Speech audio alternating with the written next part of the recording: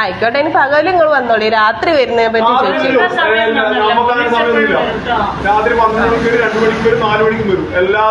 രാത്രി പോലീസ് വന്ന് വെല്ലടിച്ചിട്ട് എനിക്ക് തന്നെ തീരെ സുഖമില്ലാത്ത ഒരാളാണ്. സമരം കഴിഞ്ഞ് ഇത്രയും ദിവസം എല്ലാ ദിവസവും പോലീസ് വരുന്നുണ്ട്. ഇന്ന് പകലും വന്ന് രാവിലെ വന്ന് നമ്മൾ ഡീറ്റെയിൽസ് ചോദിക്കുക ചെയ്യുന്നത്. അതെന്ന് വെച്ചാൽ പല സ്റ്റേഷനിലുള്ള പോലീസുകാരെ വരുന്നത്. താമരശ്ശേരിക്കാർ വന്നാട്ട് പോകുമ്പോഴേക്കും പിന്നെ കോടഞ്ചേരിക്കാർ വരും, പിന്നെ വേറെ ആരെങ്കിലും, അങ്ങനെ ഓരോരോ സൈഡിലുള്ളവരാണ് വരുന്നത്. രാവും പകലും പോലീസ് വരുന്നുണ്ട്. രാവും പകലും വരുന്നുണ്ട്. ഈ പകൽ വരുന്നവരോട് ഞങ്ങൾ ചോദിക്കുന്നുണ്ട് രാത്രി നിങ്ങളാണോ വരുന്നത്. അപ്പോൾ അവർ പറയുന്നത് എല്ലാവരും വരും, നിങ്ങളെ ആൾക്കാർ കീഴടങ്ങുന്നത് വരെ എല്ലാവരും വരും എന്നാണ്. ഫ്രഷ് കട്ടിനെതിരായ സമരം കഴിഞ്ഞ് ദിവസങ്ങൾ പിന്നിടുമ്പോഴും ഭീകരാന്തരീക്ഷത്തിലാണ് ഈ പ്രദേശവാസികൾ എല്ലാവരും കഴിയുന്നത്.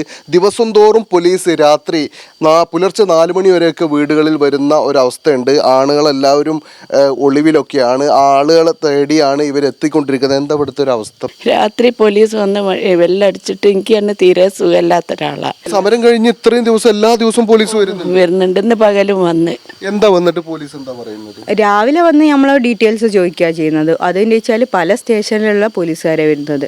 താമരശ്ശേരിക്കാർ വന്നാട്ട് പോകുമ്പോഴേക്കും പിന്നെ കോടഞ്ചേരിക്കാർ വരും, പിന്നെ വേറെ ആരെങ്കിലും, അങ്ങനെ ഓരോരോ സൈഡിലുള്ളവരാണ് വരുന്നത്. രാവും പകലും പോലീസ് വരുന്നുണ്ട്. രാവും പകലും വരുന്നുണ്ട്. ഈ പകൽ വരുന്നവരോട് ഞങ്ങൾ ചോദിക്കുന്നുണ്ട് രാത്രി നിങ്ങളാണോ വരുന്നത്. അപ്പോൾ അവർ പറയുന്നത് എല്ലാവരും വരും, നിങ്ങളെ ആൾക്കാർ കീഴടങ്ങുന്നത് വരെ എല്ലാവരും വരും എന്നാണ്. ആയിക്കോട്ടെ, ഇനി പകലും നിങ്ങൾ വന്നോളി, രാത്രി വരുന്നതിനെ പറ്റി ചോദിച്ചു.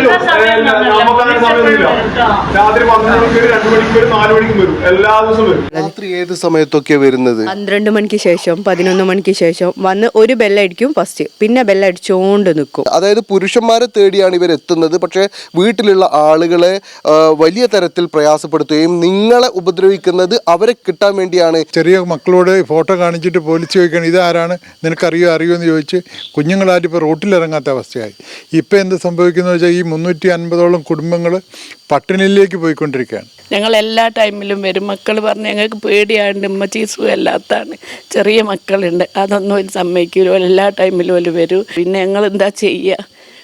വീട് തുറന്ന് നോക്കുകയും പരിശോധിക്കുകയൊക്കെ ചെയ്യും. ഞമ്മക്കൊരു വിഷമമുണ്ടല്ലോ, ഈ ആത്ത് ഒളിപ്പിച്ച് വെക്കുന്ന സ്വഭാവമല്ലല്ലോ, ഇതെല്ലാവരും ഉള്ളതല്ലേ, ഒരു രണ്ടാളും മാത്രമല്ല. ഹാജരാതെ വിളിച്ച് തുറപ്പിച്ചിട്ട് കട്ടിലിൻ്റെ അടി, സ്റ്റോർ റൂം, ബാത്റൂം ഇതൊക്കെ ഒരു തുറന്നു നോക്കുക. പോലീസ് ഇങ്ങനെ വീടുകൾ കയറി ഇറങ്ങുന്ന പശ്ചാത്തലത്തിൽ പുരുഷന്മാരില്ലാതെ വീടുകൾ പ്രയാസപ്പെടുന്നത്, മരുന്ന് വാങ്ങേണ്ട ആളുകൾ, അതുപോലെ തന്നെ ഭക്ഷണ സാധനങ്ങൾ വീട്ടിലേക്ക് ആവശ്യത്തിന് പച്ചക്കറി, അരിയൊക്കെ വാങ്ങേണ്ട ആളുകൾ, ഇതൊന്നും കഴിയാത്ത ഒരു സാഹചര്യത്തിൽ നിങ്ങൾ വീട്ടിൽ കിറ്റുകൾ എത്തിച്ചു കൊടുത്തോണ്ടിരിക്കുക അല്ലേ? അതെ, വീടുകളിലൊന്നും ആൾക്കാരില്ല, എല്ലാവരും പല വഴിക്കായിട്ട് പോയി. വീട്ടിലേക്ക് ചെല്ലുമ്പോൾ അവിടെ പെണ്ണുങ്ങളും കുട്ടികളും മാത്രമേ ഉള്ളൂ. ആര് പോയി വിളിച്ചാലും അവർ വാതിൽ തുറക്കൂല, കാരണം പേടിച്ചെല്ലാം അകത്തിരിക്കുകയാണ്. ഇപ്പോൾ ഓരോരുത്തർക്കും വാങ്ങി തന്നെ ഞങ്ങൾ സെറ്റാക്കി കൊണ്ടു കൊടുക്കുകയാണ്. ഇപ്പോൾ കൊണ്ടു കൊടുക്കാൻ ഈ വയസ്സായ ഞങ്ങൾ തന്നെ കൊണ്ടു കൊടുക്കാനുള്ളൂ. ചെറുപ്പക്കാരും ഇല്ല ഈ സ്ഥലത്ത്, ഇവിടെ ഒന്നുമില്ല. പോലീസിന്റെ പേടി കൊണ്ട് ആര് പോയി വാതിൽ ഇപ്പോൾ തുറന്നാൽ തന്നെ അയൽവക്കത്തുള്ള ആൾക്കാർ പോയാൽ തന്നെ അവർ വാതിൽ തുറക്കൂല പേടിച്ചിട്ട്. ഇതിപ്പോൾ ഭക്ഷണം മാത്രമാണ് ഇവർക്ക് എത്തിച്ചു കൊടുക്കാൻ കഴിയുക.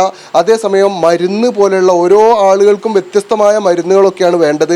അതിൻ്റെ അളവ്, അതിൻ്റെ മരുന്നിൻ്റെ പേര്, ഇതൊന്നും കൃത്യമായി അറിയാത്ത ആളുകളുണ്ട്. അതുകൊണ്ട് ഈ ഒരു അവസ്ഥക്ക് അറുതി ഉണ്ടാകണം എന്നാണ് നാട്ടുകാരെല്ലാവരും ആവശ്യപ്പെട്ടുകൊണ്ടിരിക്കുന്നത്.